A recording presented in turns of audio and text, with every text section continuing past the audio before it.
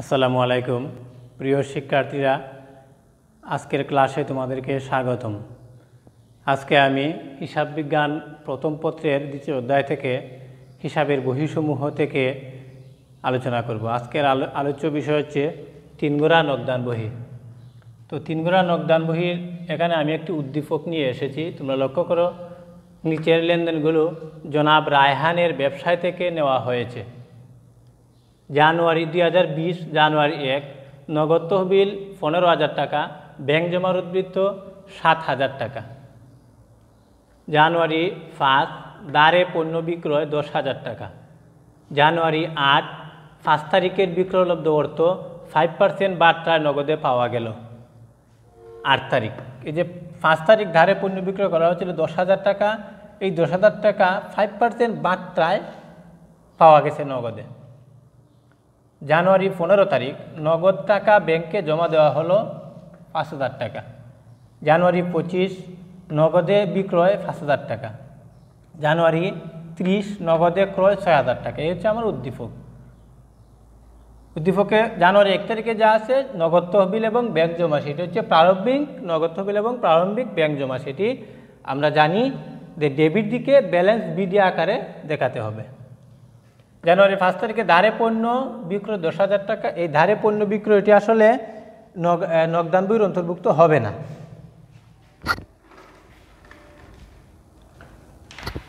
জানুয়ারি 8 তারিখ, এই যে 5 তারিখে ধারে বিক্রয় করা হয়েছিল, এই ধারে বিক্রয়জনিত অর্থটি 5% বার্তায় পাওয়া গেছে। এই 8 তারিখে এখানে নগদ বার্তা আছে। 15 তারিখ নগদ টাকা ব্যাংকে জমা দেওয়া হয়েছে। এই 15 তারিখ হবে কন্ট্রা এন্ট্রি। তোমরা জানো, যখন ব্যাংকে নগদ টাকা জমা দেওয়া হয় অথবা ব্যাংক থেকে নগদ টাকা উত্তোলন করা হয় তখন কন্ট্রা এন্ট্রি লিখতে হয়। এই 15 তারিখ নগদে ব্যাংকে জমা, সেটি কন্ট্রা এন্ট্রি হবে। 2020 জানুয়ারি 25 নগদে বিক্রয় 5,000 টাকা, সেটি সাধারণ একটি লেনদেন, নগদ লেনদেন।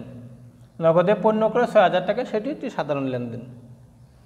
তো এখান থেকে আমরা যা প্রস্তুত করব, জনাব রায়হানের নগদ বার্তার পরিমাণ নির্ণয় করব। এখানে যে 8 তারিখ থেকে নগদ বার্তা নিয়ে নিতে হবে 10,000-এর উপর। জনাব রায়হানের মোট বিক্রয়ের পরিমাণ, এখানে যা বিক্রয় আছে সমুদয় বিক্রয়গুলো আমরা এখানে যোগ দিয়ে দেব। এবং গ নাম্বারে বলা হয়েছে জনাব রায়হানের একখানা 3 গোড়া নকদান বই প্রস্তুত করো। তো দেখা যাক আমরা উক্ত উদ্দীপকের সমস্যাটি সমাধান করার চেষ্টা করব।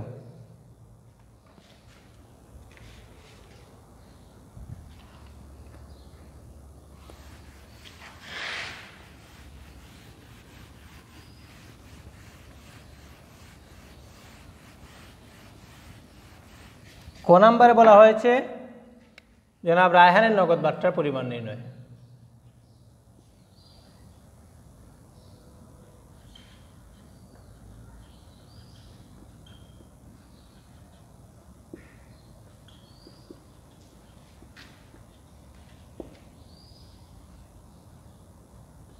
নগদ বার্তার পরিমাণ নির্ণয়।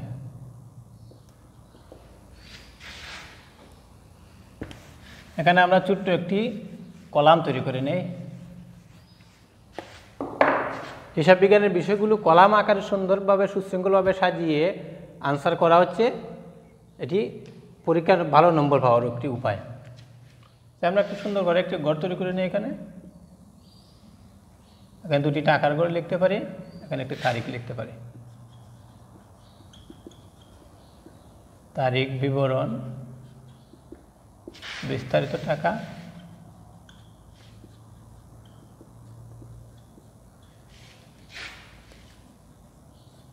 পরিমাণ টাকা। এখানে যে নগদ বার্তা সেটি হচ্ছে 8 তারিখ 2020 জানুয়ারি 8 তারিখ। সেখানে 5 তারিখে বিক্রয় করা হয়েছিল 10,000 টাকা। কীভাবে বার্তা পাওয়া গেল? ধারে বিক্রয়ের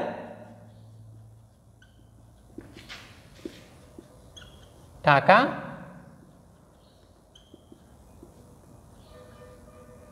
পাওয়া গেল। ধারে বিক্রয় করা হয়েছিল 10,000 টাকা। এর উপর বার্তা কত দেওয়া হয়েছে? 5% বার্তা। 5% বার্তায় পাওয়া গেছে টাকা। এটি হচ্ছে নগদ বার্তা। আমরা জানি যখন যখন দেনাদার এবং পাওনাদার টাকা পরিশোধ করা হয় তখন ওই পরিশোধের সময় যে টাকা কম রাখা হয় সেটি হচ্ছে আসলে নগদ বার্তা। তাই এই টাকা গ্রহণের সময় যে বার্তা নেওয়া হচ্ছে সেটি হচ্ছে নগদ বার্তা।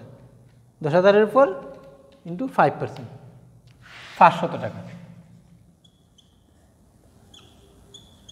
এই 500 টাকা হচ্ছে নগদ বার্তা। ক নাম্বারে বলা হয়েছে মোট বিক্রয়ের পরিমাণ নির্ণয়।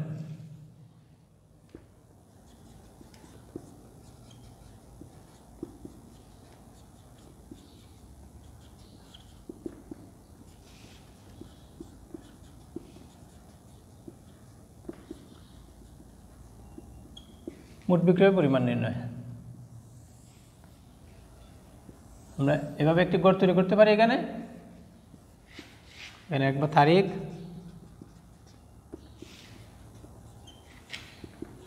বিবরণ,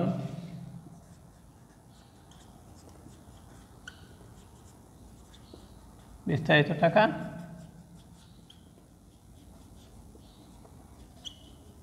পরিমাণ টাকা। তো প্রথম বিক্রয় করা হয়েছিল ধারে বিক্রয়। মোট বিক্রয় যখন আমরা নির্ণয় করব তখন ওই ধারে বিক্রয়টি যদিও 3 গ্রাম নগদান বইতে আসবে না, কিন্তু মোট বিক্রয় নির্ণয় করার সময় আমরা ধারে বিক্রয়টাও সংযুক্ত করে নিব।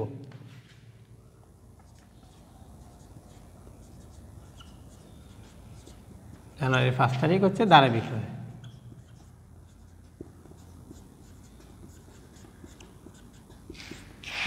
টাকা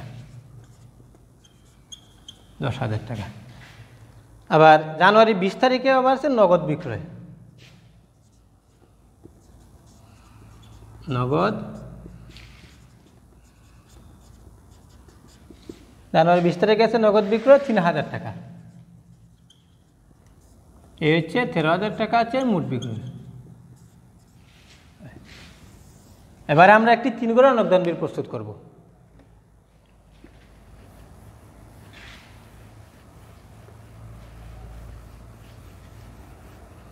তিন গ্রাম নগদান বিল প্রস্তুত করার আমরা জানি টাকার কলাম কয়টি? 3টি। প্রথমটা হচ্ছে নগদ টাকা, ব্যাংক টাকা এবং প্রদত্ত বার্তা। প্রদত্ত বার্তাটি বসবে ডেবিট দিকে এবং ক্রেডিট দিকে বার্তাটি হবে প্রাপ্ত বার্তা। তো টাকা পয়সা যখন গ্রহণ করা হয়, গ্রহণ করার সময় যে টাকা কম রাখা হয় সেটি হইবে প্রদত্ত বার্তা। আর টাকা অর্থ পরিশোধ করার সময়, পাওনা টাকা পরিশোধ করার সময় যে টাকা কম দেওয়া যায় সেটি হবে প্রাপ্ত বার্তা। প্রাপ্ত বার্তাটি হবে ক্রেডিট দিকে। তো আমরা একটি 3 গ্রাম নগদান বিল গড় তৈরি করি। প্রথমে লিখতে হবে এখানে জনাব রায়হান এর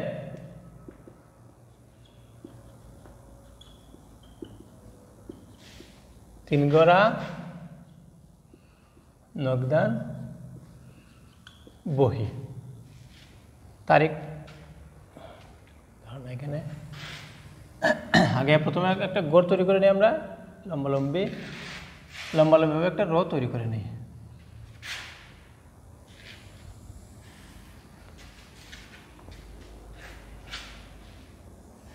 প্রথমে একটি রো তৈরি করে নিয়ে আমরা এই রটাকে সমান, এই গড়টাকে সমান 2 ভাগে ভাগ করব। প্রথমে সমান 2 ভাগে আমরা ভাগ করে নিব। এই গড়টাকে সমান 2 ভাগে ভাগ করে নিলাম। বাম দিক হলো হিসাবে, বাম দিক হচ্ছে ডেবিট, ডান দিক হচ্ছে ক্রেডিট। এখন আমরা এই 2 দিকে সমান সংখ্যক গড় তৈরি করতে হবে 3 গ্রাম নগদান বইতে। প্রথমে লিখবো আমরা তারিখের গড়, তারপরে ডেবিট দিকে আসলে প্রাপ্তিগুলো লিখতে হবে।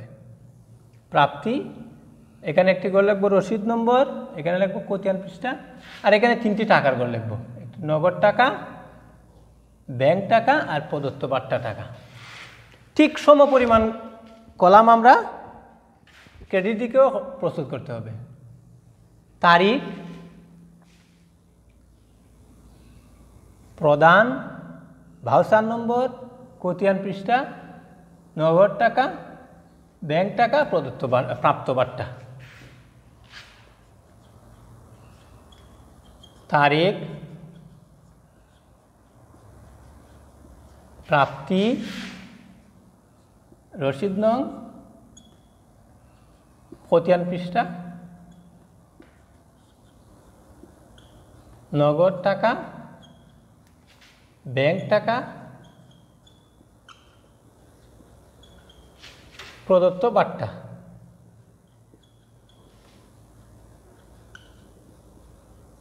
প্রদত্ত বার্তা টাকা। ঠিক এখানেও লিখব তারিখ, এখানে লিখছি প্রাপ্তি, এদিকে লিখব প্রদান, এখানে লিখব বাউচার নম্বর, প্রদানের দিকে বাউচার নম্বর, এখানে লিখব খতিয়ান পৃষ্ঠা,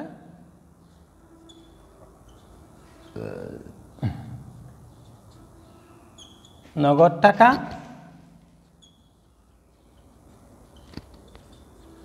ব্যাংক টাকা, ক্রেডিট দিকে হবে প্রাপ্ত বার্তা, প্রাপ্ত বার্তা হবে ক্রেডিট দিকে।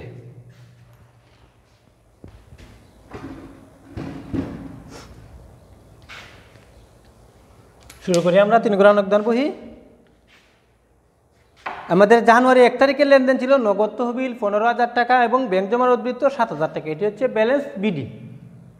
ব্যালেন্স বিডি, ডেবিট ব্যালেন্স আসবে ডেবিট দিকে। জানুয়ারি 1 তারিখ ব্যালেন্স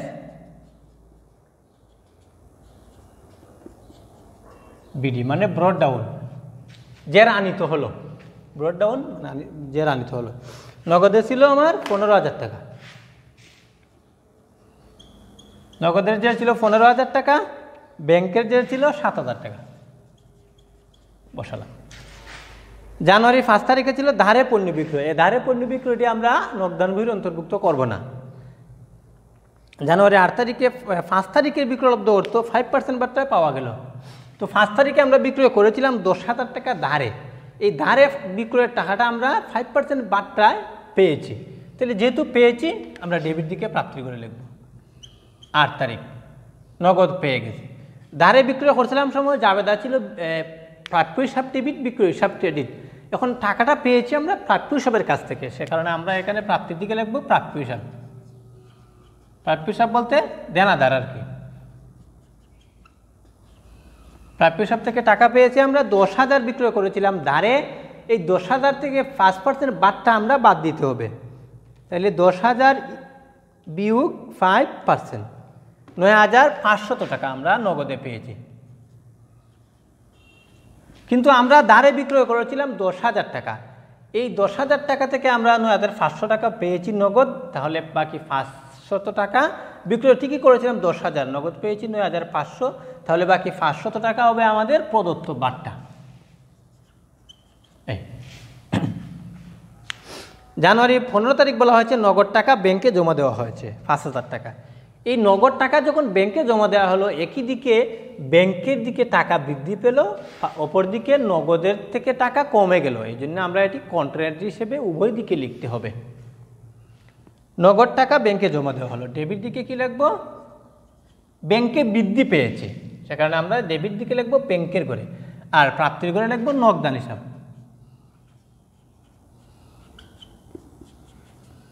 কন্ট্রান্টি লিখলে এখানে কন্ট্রা মানে সিটা লিখে দিব। কন্ট্রান্টি বলতে যদি আমরা প্রাপ্তির দিকে লিখি নগদান হিসাব, প্রদানের দিকে লিখতে হবে ব্যাংক হিসাব। আর প্রাপ্তির দিকে যদি টাকা বসায় ব্যাংকের করে, প্রদানের দিকে টাকা বসাতে হবে নগদের করে।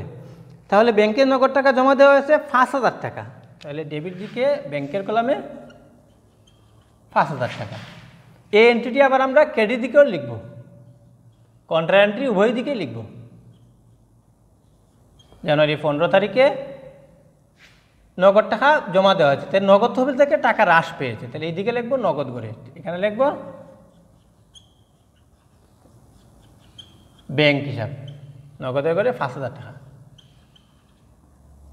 এখানে সি খেয়াল করো, নগদ টাকা ব্যাংকে জমা দেওয়া হয়েছে, এদিকে হ্রাস পেয়েছে নগদ টাকা, হ্রাসের হচ্ছে প্রদানের দিকে, ক্রেডিটের দিকে। আর ব্যাংকে বৃদ্ধি পেয়েছে ব্যাংকের টাকা ডেবিটের দিকে। 20 তারিখ নগদে বিক্রয় করা হচ্ছে 3,000 টাকা, সেটি ডেবিট দিকে লিখতে হবে, সেটি বিক্রয় হিসাব।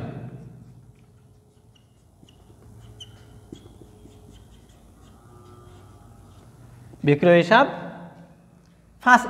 3,000 টাকা বিক্রয় করেছে, নগদের করে 3,000 টাকা, 3,000 টাকা। 30 তারিখ নগদে ক্রয় 6,000 টাকা, ক্রেডিট দিকে।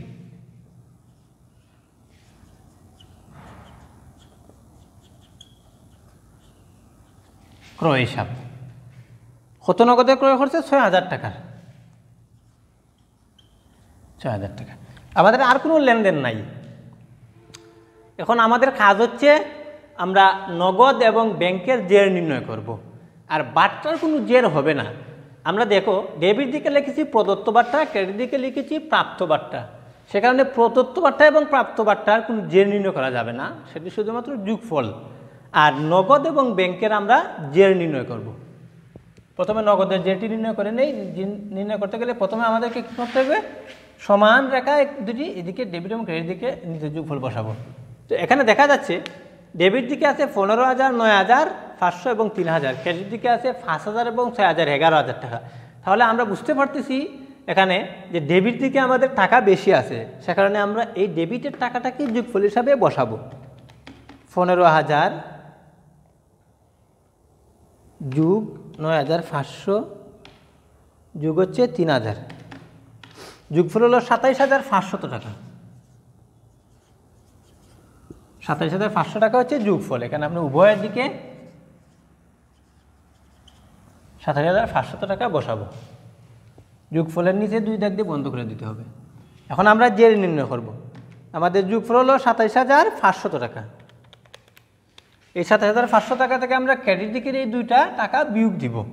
বিয়োগ 5,000 টাকা, বিয়োগ 6,000 টাকা। তাহলে নগদের জের নির্ণয় হলো 16,500 টাকা। নগদের জের হচ্ছে 16,500 টাকা। এবার আমরা ব্যাংকের জের নির্ণয় করে নিব। ব্যাংকে ক্রেডিট দিকে আমাদের ব্যাংকে কোনো অ্যামাউন্ট নাই, সে কারণে যেটা যোগফল আছে সেটাই ব্যাংকের জের হবে। তাহলে 7,000 এবং 5,000, 12,000 টাকা হচ্ছে যোগফল। 12,000 টাকা হচ্ছে যোগফল। যোগফল এখানে বসাবো। যেহেতু এই ক্রেডিট দিকে ব্যাংকের কোনো টাকা নাই, সে কারণে আমরা এই 12,000 টাকাকেই ব্যালেন্স শিট হিসেবে দেখাতে হবে। এটি হবে চলতি মাসের শেষের দিন, তার মানে জানুয়ারি 31। Balance CD. এই সিডিটাকে আমরা আবার কি করব? পরবর্তী মাসের 1 তারিখে বিডি আকারে বিপরীত দিকে স্থানান্তর করে নিতে হবে। এই যে ব্যালেন্স সিডি বের হলো আমার হাতে নগদ এবং ব্যাংকে জমা, এটি লিখলাম জানুয়ারি 31 তারিখে। পরবর্তী দিন হচ্ছে আমার ফেব্রুয়ারি 1 তারিখে। এখানে আমি ফেব্রুয়ারি 1 তারিখ ব্যালেন্স বিডি আকারে এদিকে স্থানান্তর করে নিব।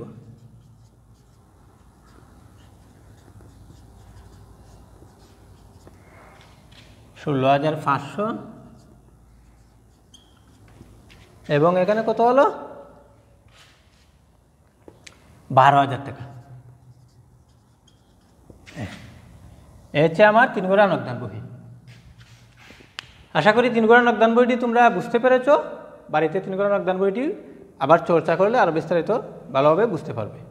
তো আমি এখন তোমাদের ছোট একটি বাড়ির কাজ দিব।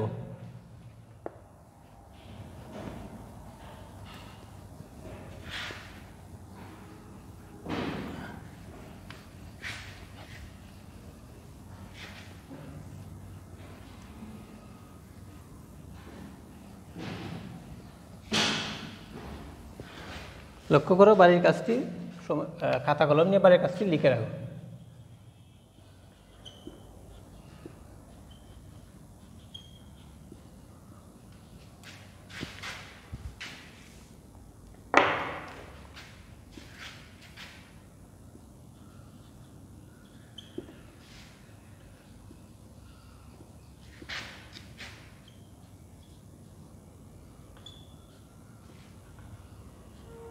আচ্ছা, লেনদেনগুলো জনাব করিমের ব্যবসায়ের 2015 ডিসেম্বর 31। ডিসেম্বর 1 তারিখ প্রথমে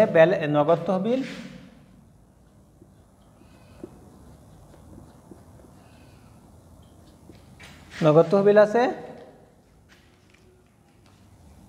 50,000 টাকা।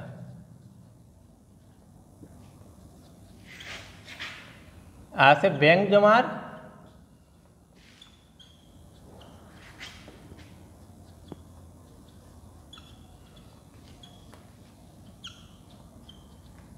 জমার ক্রেডিট উদ্ধৃত আছে 10,000 টাকা। 10,000 টাকা। 2015 ডিসেম্বর 5 তারিখ আছে 5% বার্তায় 10,000 টাকার পণ্য ধারে বিক্রয়। 5% বার্তায় এটি হচ্ছে কারবারি বার্তা। 10,000 টাকার পণ্য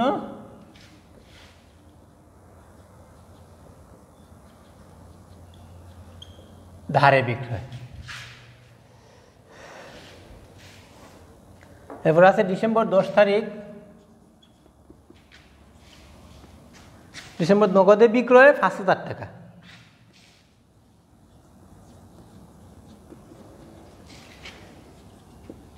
নগদে বিক্রয় 5,000 টাকা। এরপর আছে জানুয়ারি 15 তারিখ নগদ ক্রয় 7,000 টাকা।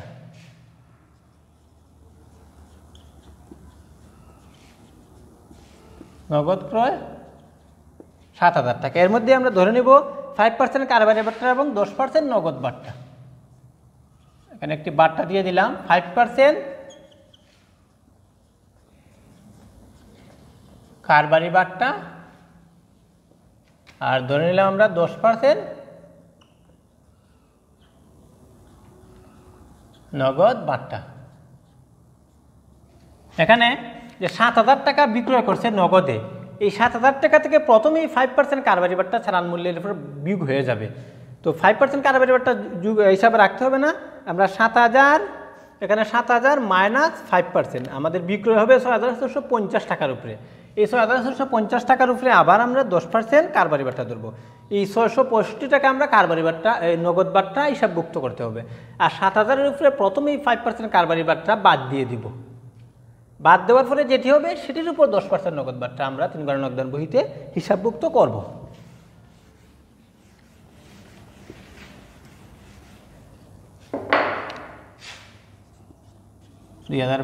ডিসেম্বরের 18 তারিখ প্রাপ্য হিসাব কর্তৃক সরাসরি ব্যাংকে জমা। একজন প্রাপ্য হিসাব মানে দেনাদার প্রাপ্য হিসাবের কাছ থেকে টাকা পাইতো, জনাব করিমের ব্যাংক হিসাবে সরাসরি প্রাপ্য হিসাবে 4,000 টাকা জমা দিয়েছে। প্রাপ্য হিসাব বা দেনাদার লিখতে পারি আমরা। দেনাদার কর্তৃক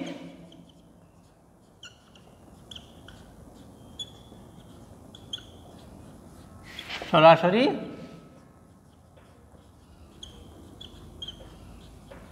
ব্যাংকে জমা 4,000 টাকা। এটা আবার উদ্দীপক। এখান থেকে তোমরা কি প্রস্তুত করবে? তোমরা একটি 3 ঘর নগদান বই প্রস্তুত করবে। এখান থেকে তোমরা জনাব করিমের একখানা 3 গড়া নগদান বহি